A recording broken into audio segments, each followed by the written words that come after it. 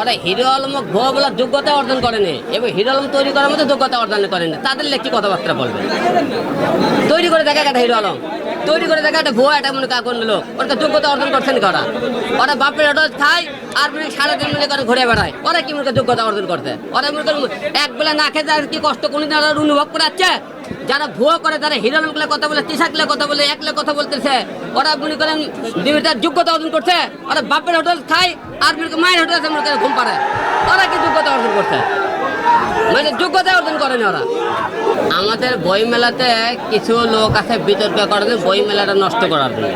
এদের কাজে মানুষের উল্টো পাল্টা কথা নেবে, ঠিক আছে? মানুষের কিছু রকম মনে করেন তাদের মনে করে কোনো যোগ্যতা নাই, যে একদম বয়কট করার মতো যোগ্যতা নেই তাদের। তারা একটা হিরো আলম তৈরি করার মতো যোগ্যতাও তাদের নেই। যারা বয়কট করে তাদের যোগ্যতা কি আছে? তারা একটা হিরো আলম তৈরি করতে পারবে। তারা বয়কট করে তাদের কি যোগ্যতা আছে? তারা বয়কট করার যোগ্যতা রাখে। কার যোগ্যতা রাখে? যোগ্যতা কি আছে তাদের? আপনি প্রথম দিনই বইমেলাতে এসেছেন, আপনার বইয়ের প্রচারণায় প্রথম দিনই এই ধরনের অবস্থার সম্মুখীন হলেন, কি বলবেন, কি বার্তা দিবেন আসলে? এটা এক ধরনের একটা সিন্ডিকেট বোঝেন, এক ধরনের মেলেবেলা কিছু ছেলেপেলে সিন্ডিকেট কাজ করে। ওদের চেহারা ভালো করে দেখেন, তারা মনে করে কত করে শিক্ষা যোগ্যতা আছে তাদের। কোন ভদ্র ঘরের সন্তান এই সিন্ডিকেটের স্বার্থ কি? তাদের খোঁজ নিয়ে দেখেন, তাদের চেহারাগুলো দেখবেন। এই সিন্ডিকেটের স্বার্থ কি যে তারা এই কাজটা করছে? এটা বই মেলে আপনাকে রাতে মনে করেন বিশৃঙ্খলা ছড়াইতেছে, বুঝলেন না? মনে করেন এইরকম মনে করেন ধরেন তিসা আসলো, তারাও ভুয়ো, হিরো আসলে ভুয়ো, তারা ওরা কি রিয়েল? তারা কি ওরা কি রিয়েল? যারা বলে আপনি এরা কি করে বাংলাদেশের জন্য? এরা কি করে? আমার কথা, এরা বাংলাদেশের জন্য কি করে? আলম ভাই, বইটা একটু পড়ে আমাদের শোনাবেন। আপনার নিজের বই আপনি নিজে পড়ে আমাদের শোনাবেন। দুই লাইন শুনুন।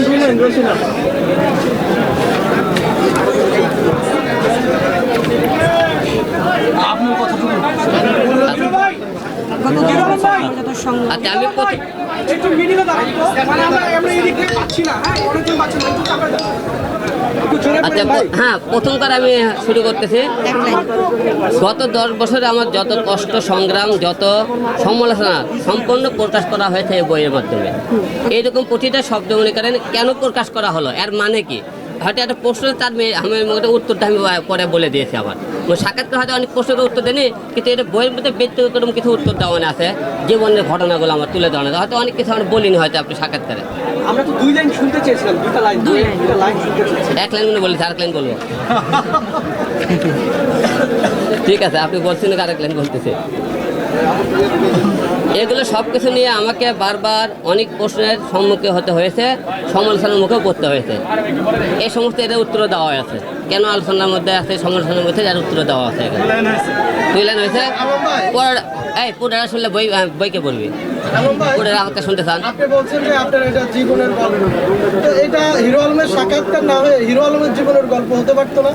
হিরো আলমের জীবনের গল্প এর আগে একটা দৃষ্টিভঙ্গি বলে আমরা একটা বই তো এর আগে বের হয়েছিল। প্রথম একটা বই ছিল আমার হিরো আলমের জীবনের অনেক কিছু করে দৃষ্টিভঙ্গি পাল্টান সমাজকে বদলে দেবো। এটা আমার জীবনে কিন্তু একটা গল্প বই ছিল। রিয়ামনির কিছু আছে কিনা? রিয়ামনির সাথে কোনো ধরনের গল্প এই বইয়ের মধ্যে?